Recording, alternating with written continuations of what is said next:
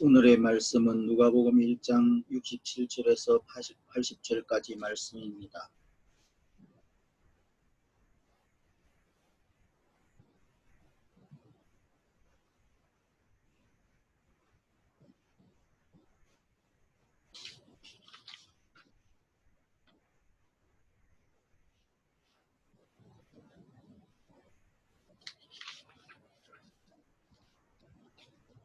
오늘의 말씀은 누가복음 1장 57절에서 66절까지 말씀입니다.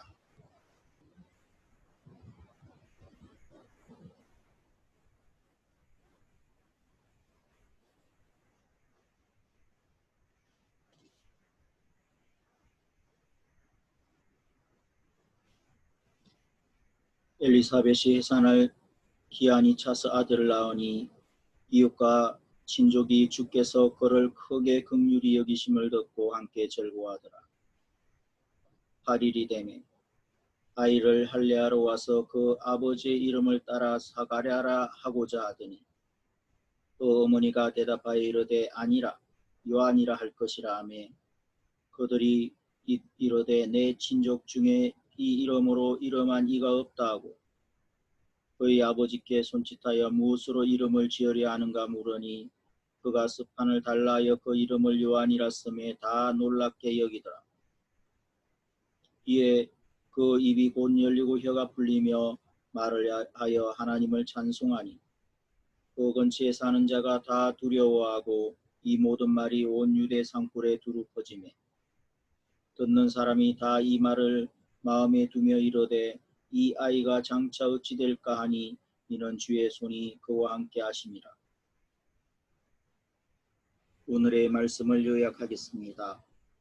엘리사벳이 아들을 낳자 이웃 사람들과 친척들이 함께 기뻐합니다. 8일째에 할례를 행하고 이름을 정할 때 엘리사벳은 요한으로 하겠다고 합니다. 친척 중에 없는 이름이기에 사가랴에게 다시 묻자 그가 스판을 달라고 해서 요한이라 씁니다. 이에 그의 혀가 풀려 말을 하게 되고 사람들은 두려워합니다.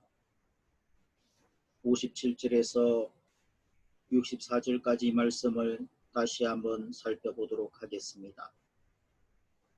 해산할 때가 돼 엘리사벳은 아들을 낳았습니다.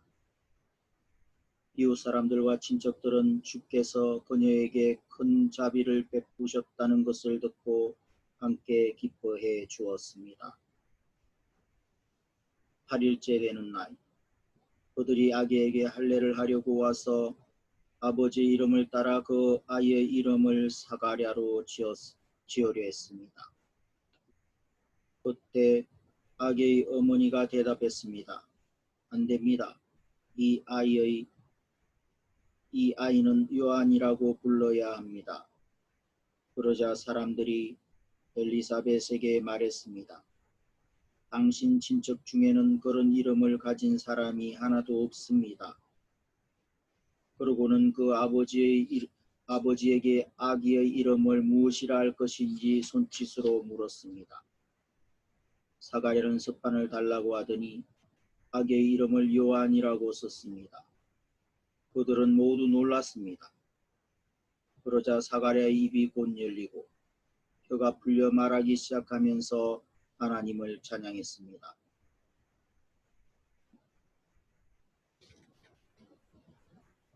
(1장 57절에서 64절의 말씀은 요한이라 할 것이다 라입니다. 세례 요한의 이름은 하나님이 정해주신 이름입니다. 할례를 마치고 이름을 정할 때가 되자 사람들은 자기 이름을 아버지처럼 사가랴로 하고자 합니다. 그러나 엘리사벳은 아들의 이름을 요한으로 고집합니다. 친척의 이름을 대대로 전수하며 자부심을 갖는 유대 사람 전통에서는 친척 중에 없는 이름을 붙이는 법이 없기에 사가랴에게 다시 한번 묻습니다. 사가랴는 스판을 달라고 해서는 요한이라고 씁니다. 그러자 그의 혀가 풀려 말하기 시작합니다. 요한은 히브리어로 요하난으로 여호와가 은혜를 주셨다라는 뜻입니다. 즉 세례 요한은 하나님의 은혜의 때를 알리는 이름입니다. 자기 뒤에 오시는 메시아를 통한 하나님의 은혜를 예고하는 것입니다. 세례 요한은 이름에 합당하게 구별된 나시린으로서 살아갑니다. 자신의 이름에 담겨 있는 의미를 생각해 보세요. 하나님의 진리의 빛에 비추어 볼 때 내 이름은 어떤 의미로 해석할 수 있나요? 1장 65절에서 66절 말씀을 살펴보도록 하겠습니다. 근처에 사는 사람들이 모두 두려워했고 이 모든 일은 온 유대 산골에 두루 퍼져 사람들의 이야기거리가 됐습니다.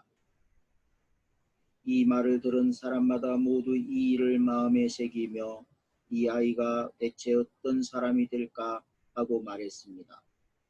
그것은 주의 손이 그 아기와 함께 했기 때문입니다.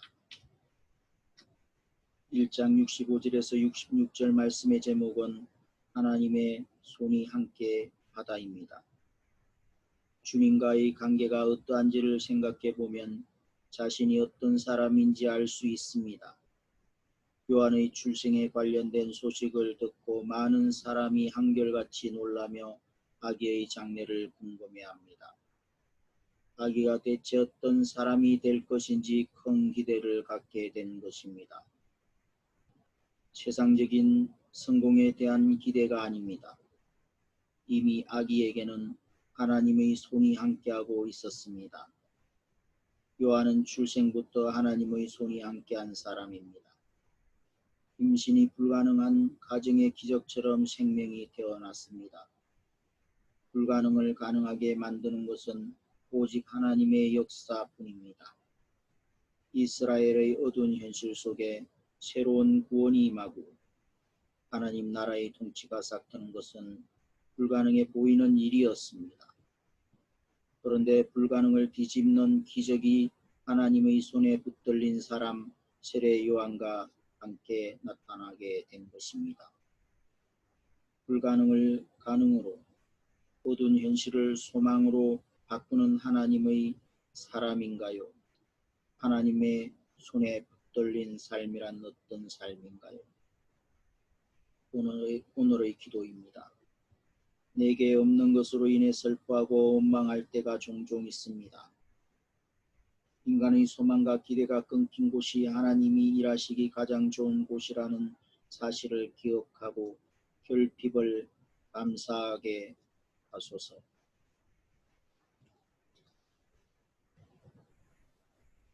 묵상 에세이 기름 부음의 출발점. 레이 앤더슨은 새 천년을 위한 영성 사역이라는 책에서 기독교 사역은 사실상 하나님이 우리를 통해 하시는 사역이라고 말합니다. 우리는 절대 우리 힘으로 사역할 수 없습니다. 하나님이 엑스 니힐로에서 일하시는 것입니다.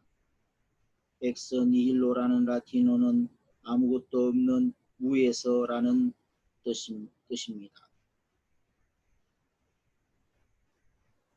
하나님은 무에서 생명을 창조하셨습니다. 창세기에 나오는 창조 이야기가 그 진리를 말해주는 증거입니다. 창세 전에 있었던 캄캄한 진공 상태, 아브라함과 사라의 불임, 도망자 신분인 모세가 이집트 바로 왕에게 내 백성들을 보내주어라라고 담대하게 요구한 일은 모두 하나님의 창조 능력이 필요한 일이었습니다. 사실 하나님의 축복은 우리의 연약함과 무능함을 전제로 합니다. 우리는 자신을 철저히 비울 때만 하나님의 역사를 진정으로 경험하고 감사할 수 있습니다. 이것이 기름 부음의 출발점입니다. 즉, 하나님만이 당신의 능력이 된다는 깨달음 말입니다. 오직 하나님만이 죽은 사람에게 생명을 주시고 낙담한 사람을 소생하게 하십니다. 나 자신은 완전히 무능하다는 각성이야말로 하나님의 기름 부음을 가능하게 하는 단단한 주춧돌입니다. 하나님이 당신의 무능함을 통해 당신을 축복하시도록 겸손하게 하나님 한 분만을 의지하십시오. 당신 혼자서는 하나님의 사명을 감당하지 못합니다. 당신 혼자서는 하나님의 말씀을 온전하게 전할 수 없습니다. 하나님의 말씀을 통해서만 당신은 연약한 자에게서 벗어날 수 있습니다. 오로지 하나님만이 무에서 유를 창조하십니다.